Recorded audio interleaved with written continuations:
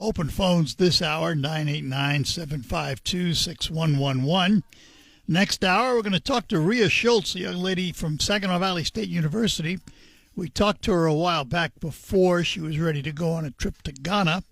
She's since done the trip, and we'll find out what it was like. At 11 o'clock, we're going to learn about the Northern Michigan Children's Assessment Center. So that's what's ahead this morning. But as I mentioned, for this hour, it is open phones. 989-752-6111. I want to thank my buddy Gene for sending me an article. It was an opinion piece. I haven't read it all yet. The title of it was Empathy and Moderation Can Heal a Divided Nation. And while that sounds good, and a lot of it focuses around Lincoln, his days as president and how he treated people, and also moderation and tolerance and all of that, Ben Franklin. So I'm going to read it, and when I get done reading it, I'll bring it up again, and we'll have some comments on it. But it's an interesting piece. Interesting at this time in our history, of course. We are divided. No two ways about it. At least, let's put it this way. All the noisemakers are divided. The far left, far right. I'm not so sure the middle is so divided. But I do think the middle is frustrated. So anything that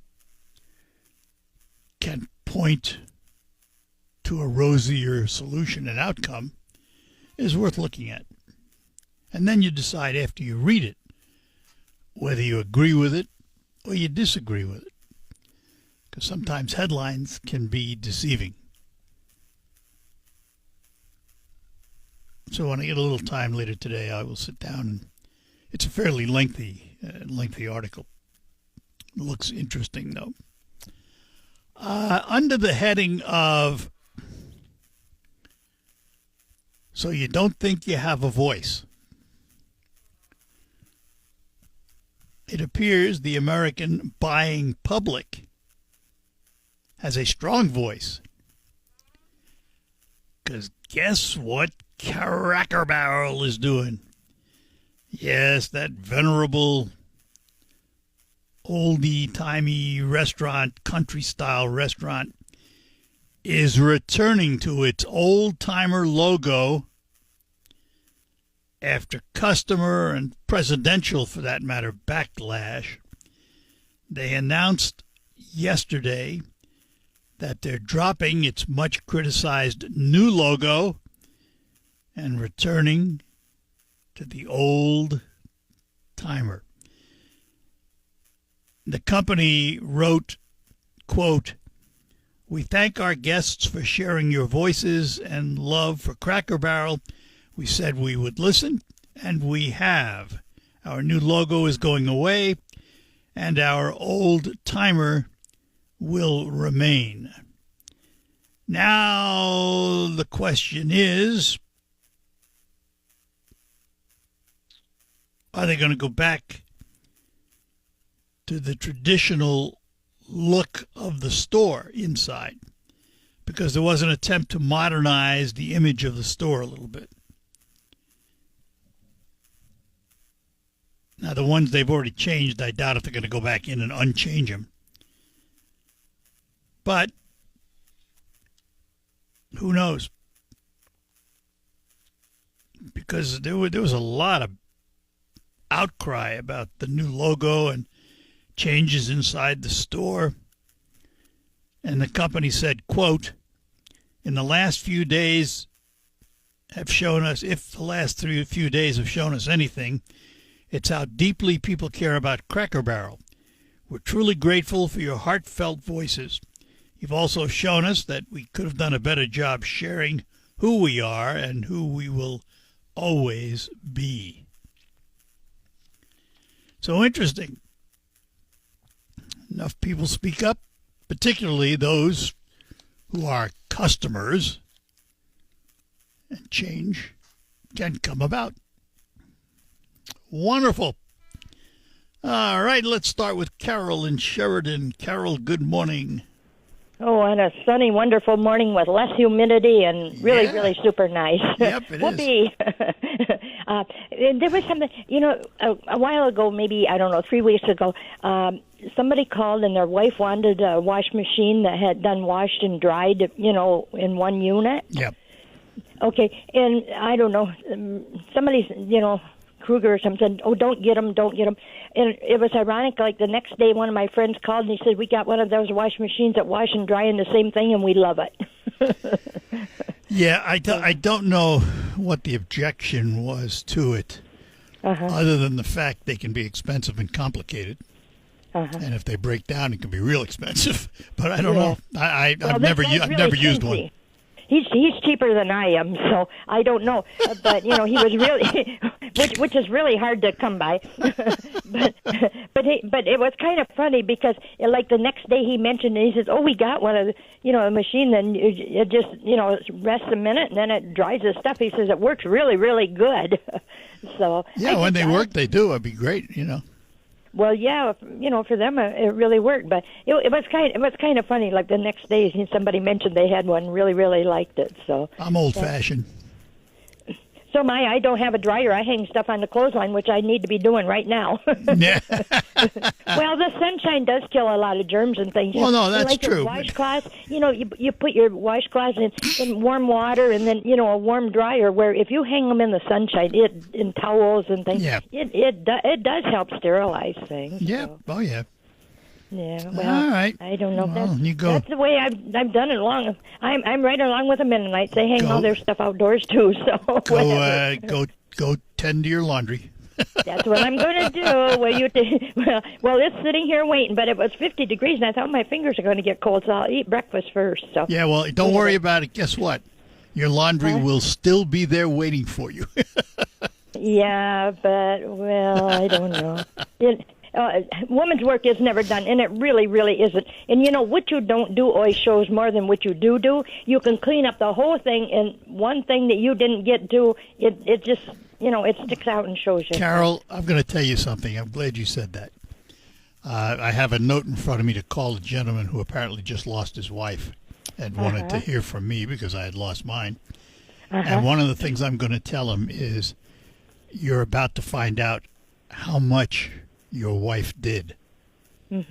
Because now all of a sudden, I know when my Lynn passed away, I had to become friends with the washer and dryer, the dishwasher, the vacuum cleaner, the mop, all those things.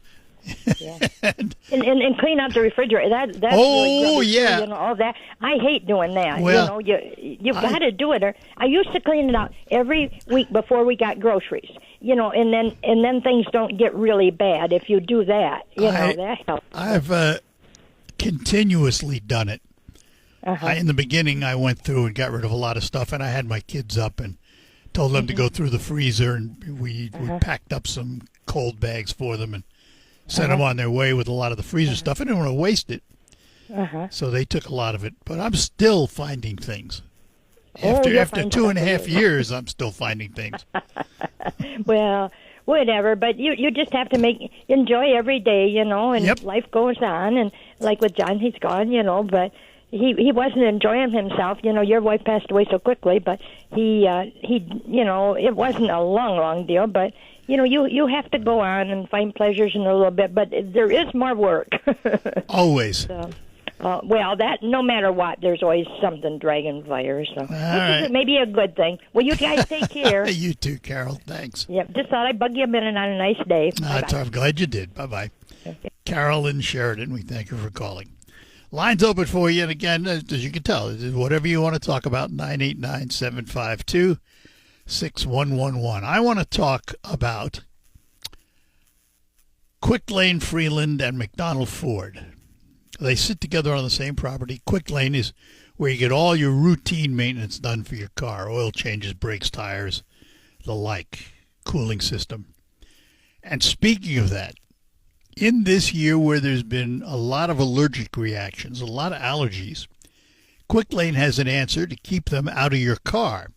It's a product called Frigifresh, and here's John from Quick Lane to tell you all about it. Frigifresh. Hi. Paul in Saginaw. Paul, good morning. Morning, Art. Art, this morning the National Desk reported on two issues.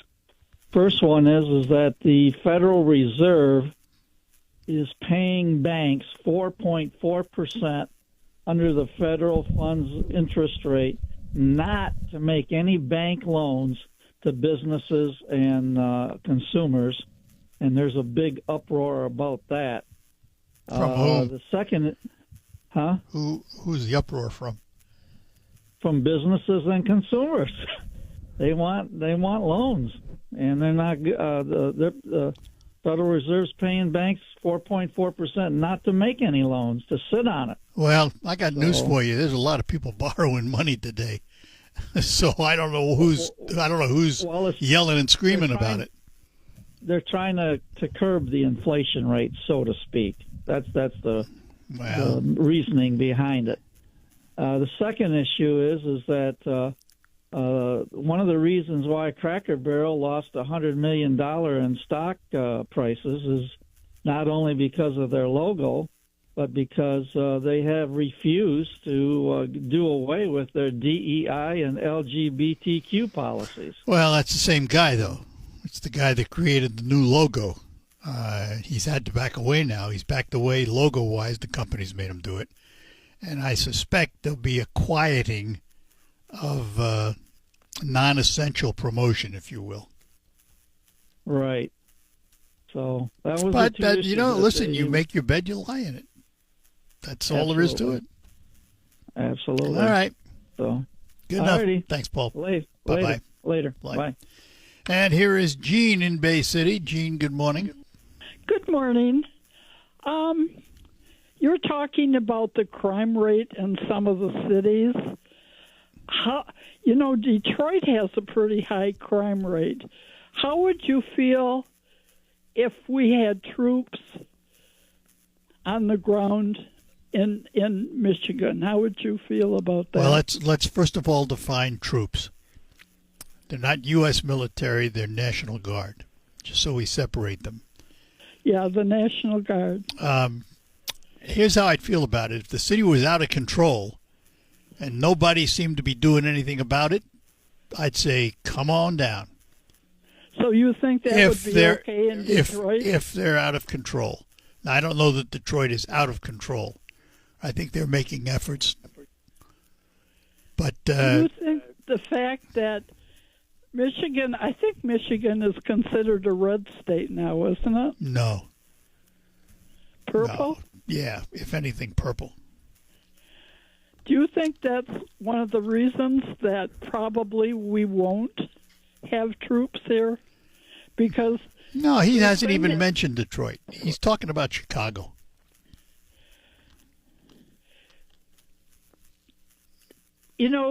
There's a lot of high crime rates in Republican states. Okay. But he's only sending troops to Democratic states. Well, you'd have to show me some Republican-run cities that have the kind of crime rates that the Democratic-run cities have, where they don't want bail, they want to not charge people for misdemeanors and low crimes, where they're kicking people out of jails. It's happening in Democratic cities. That's not happening in Republican cities. You're telling me that none of the Republican I didn't say that. High crime rates?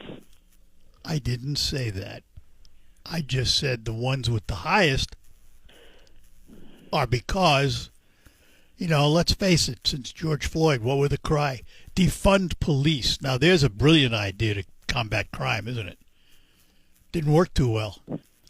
And we're hearing it from Democrat-controlled cities. They don't want bail. They don't want to keep people in jail. They'll let them go. They're not going to charge them for low crimes. This, that, the other thing. Less police on the street. What do you think you get? You don't think that troops on the ground in the Democratic states, that has nothing to do with the upcoming elections? That a lot of people are going to be afraid to go out and vote because of armed troops walking around. Oh, I don't know. It might have just the opposite reaction. People might not be afraid to go out, and now they will go out and vote because they got a safer community. Who are they going to vote for? Well, I realize you're a Republican, so you always and have you are to a Democrat. For the Republicans. And you are a Democrat and always blame the Republicans. One of the ways that Hitler got power was by making everybody hate Jewish people. And the way Trump is getting everybody to hate the immigrants is he's making everybody hate all the immigrants. All right, time out. No. First of all, hate is a strong word, so don't use it. Now, we are not talking about Gene, we're not talking about immigrants. We're talking about illegal immigrants. There's a difference. He's arresting people that have been here 20 years, that have children and grandchildren here, arresting them and putting them in prison. Does that help America, spending all that money to arrest all those people where most of them are just came here to find work and have a better life? Yeah, if they had done it legally, nobody would have cared. If they did it legally, nobody would have cared. The national debt is sky high. Well, that's not just Trump. I think you Democrats better take blame for some of that. All right. That Democrats hate immigrants? No. The national debt, you just said, was sky high. Don't lay all that on Trump. You tell me that he hasn't raised it. And who hasn't? Huge amount. Did Biden? My goodness, are you kidding? So look, I got to run for time here. We'll talk again. Thank you. Bye.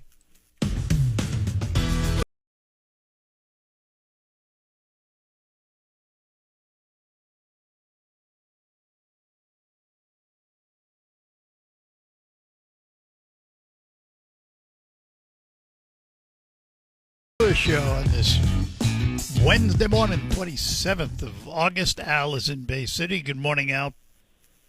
Morning, Arthur. I was wondering, is one of your sons still involved with drum corps? Yes.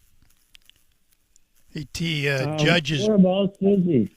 Well, he's in Detroit, but he judges DCI, Drum Corps International Corps. He also judges Winter Guard International, Bands of America, and some Michigan Color Guard Circuit stuff. And then he writes drills. So, yes, that's his career. How long has he been involved with that? Well, he joined Drum Corps in, I want to say, 1980 or 81, somewhere around there. And has been involved ever since. So a long time. Long time. They used to do some drum corps shows around here, didn't they? Yep, when the Sagonaires organization was up and running. We used to host drum corps shows here in Saginaw. And then there were some others. There used to be a Great Lakes Drum Corps Association. And there would be lots of regional shows throughout Michigan. But that's dissolved, and there's not as many corps anymore, so you don't see the shows. There used to be a regional DCI show in, I want to say Ypsilanti. But that hasn't happened in a long time. I can remember a couple of them, like the Garfield Cadets. They were pretty good group too, weren't they? Yep, they're gone. They're gone, huh? Yep, they're out of business. Yep. Well, you know why? It costs, back in the 80s, when I was with the Sagonaires and driving one of the buses, it used to cost us $250,000 or a little bit more to put a corps on the road. Now it's millions. I was at one of the shows 2 years ago, and just the Cavaliers alone, they had 5 buses, 2 semi-trucks, and a full kitchen trailer. And who knows what it costs to put a car on the road anymore. It's expensive. Yeah. All right. Well, those were the days. Yes, they were. Yep. Take care. Okay, thank you. Bye. Let's talk to, we got a couple of Marks here. This one's in Roscommon. Mark, good morning. Good morning, Art. How are you, sir? Doing well. Gonna see if I can't slip one past the goalie today. What letter in the alphabet is the coldest? What letter in the alphabet is the coldest? Yep.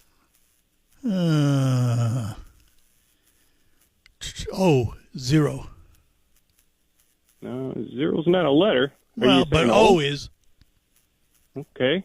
Actually, it's the letter B because it sits between AC. Oh. Oh, you got one of them daddy jokes. Yeah, keeping it clean for the radio. Kind of warming me up for the show we do where we'll just ask for jokes. Okay. Yep. Keeping it clean. So, good enough. Anyhow, that was it. All right. Alrighty, sir. Thanks, Mark. Yep. Bye-bye. And we have another Mark with us, this one in Sanford. Mark, good morning. Good morning, Art. You had a previous caller that talked about the guard being around and coming into cities. Only thing I'd like to say is I've heard her talk many, many times about unnecessary deaths overseas, unnecessary deaths everywhere. And now that they've done something to control unnecessary deaths, she doesn't like that because there's somebody standing there. I don't care who's standing next to me. I have lost a loved one to unnecessary deaths. And if she were to put herself in those shoes, maybe she would think that, hey, maybe it's not so bad having somebody stand there. Who cares who's standing there? If the death goes down, then the death goes down. Yep. Yeah, So, I hear you. It's ridiculous that she's worried about overseas deaths and not worried about here locally deaths going down. So yeah. it's just. Well, here's the thing, Mark. Unfortunately, today, many people have blinders on and only see what they want to see, only hear what they want to hear, only say what supports their thoughts and what they've seen and heard. And unfortunately, that doesn't lead to open conversation. But I understand. It's the nature of the beast. I understand, but she talks so highly of Gaza and all those countries where there's unnecessary deaths. I understand. I understand exactly what you're saying. It's just so hypocritical. Yep. You have a great day. You too. Thanks for calling. Appreciate it. Bye-bye. All right, 989-752-6111. Gotta go.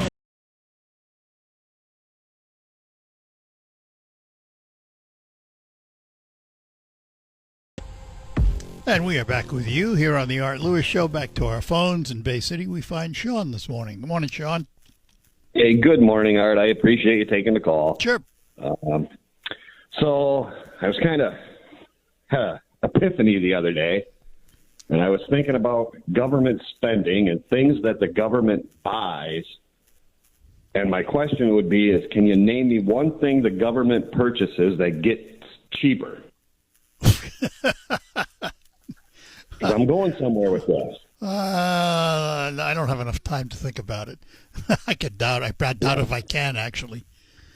Right. Everything the government purchases ends up costing way more, right? Well, it's a lot of stuff. I would say this, and see if you agree with this or not, Sean. There are probably office supply contracts and things like that where they get a rate, just like most companies can. Sure. And, from that, that's fine. It's the stuff that they order that's out of the ordinary that we pay through the nose for. Well, right, but I guess I'll make it the simplest I can. Anything the government purchases always goes up in price. I understand. Pretty much. Yeah, I'll agree with that. Right. So I wonder why food costs so much more when 50% of all purchases are made on the EBT. Exactly. No. I'm trying to think. I'm trying to think about how to phrase it. Food costs it's based on commodity pricing, and in commodity markets, it's pretty much a supply and demand kind of thing. So it goes to reason if more and more demand is placed on the supply, price is going to go up. That's the way it works. Because I was a salesman, if I knew that half the people coming in to buy my product had a blank check and really didn't care what the price was, the price is going up, Art. Well, yeah, but it's not. That there's not one thing we can think of that gets cheaper that the government buys. So why would, and this is the stats, I was reading some articles and did some research, 50 to 60% of all the purchases, Walmart, Costco, all your grocery stores are EBT. Candy bars, everything. Why do you think it costs more? Because they know the person coming in couldn't give two rats bejesus what it costs. It was an epiphany. I'm like, you better. I'll tell you what, though.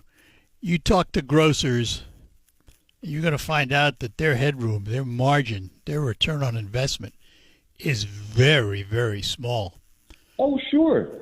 But it's just a simple thing. When you get a blank check, but see, college education is college went for government back. The prices went up 60% every year. Yeah, but here's what I'm saying: if their margin, their headroom is only 1% or 2%, but if they're following your pattern of if they know somebody's got a blank check, they're going to keep raising prices.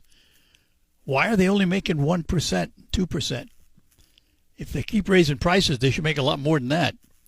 But they're not. I can't answer that because I did not look at margins. Well, you have to. And part of the reason, I'll tell you, part of the reason is because grocery stores, in many ways, don't control that final price. They're buying on a commodity market. They're buying from wholesalers who control that.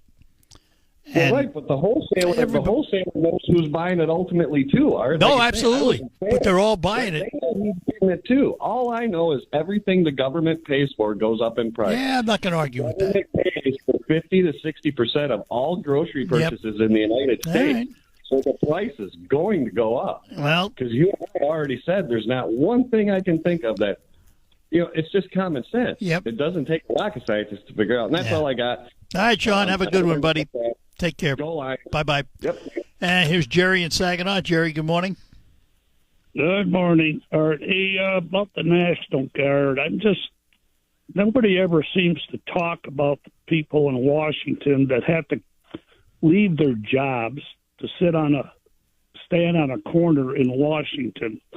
Who's going to, how do they keep their mortgage going when they're not working their regular jobs? Understand that. Well, just a minute. Understand this. They signed up for it. So they must know how they're doing it. To defend the country. The National Guard signed up to defend their state, and if they get called to defend the country. But the National Guards are state organizations unless they are federalized. I'm sure you're right, but the fact still is they didn't sign up to go to Washington and stand on a corner. They signed up for whatever they offer. Why is it he wants to send them to the Democrat areas, and don't they have any crime in the South? It's just amazing what this man does. And the other thing I want to ask you about, and I have not heard anybody, how do you become an American citizen when you've been here 10, 15, 20 years and you can't get the citizenship? I never hear anybody say about it. What's the procedure? You got to have money, or what is it? I don't know, but a lot of people become citizens every day that have come in legally, so somebody must be doing something. Well, I know it, but I don't understand why these people haven't become citizens. I don't know. They haven't Each committed case a is crime. And each case is individual, so I don't know. And I got to run because Well, I'm I out know of it, but- time. Jerry, got to go. Out of Okay, time. We'll do it all right. again. Bye-bye now. I'm attorney Jerry Reif, and I have